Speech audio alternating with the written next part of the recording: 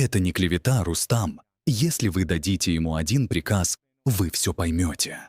На этот раз мы скажем то же самое, не называя имен. В других передачах мы скажем это более конкретно, со всеми советами сына двоюродной сестры. Почему Фарзона пришла к власти?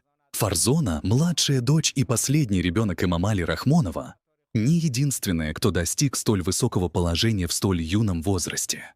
Фарзоне Эмомали всего 27 лет.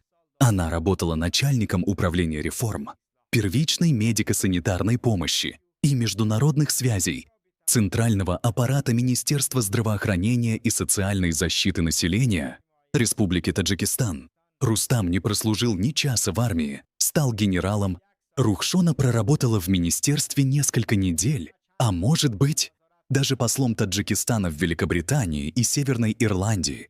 Узода тоже стремительно поднималась по карьерной лестнице, достигнув должности заместителя министра, а затем и главы аппарата. И кто знает, куда она полетит через год-другой. Зарина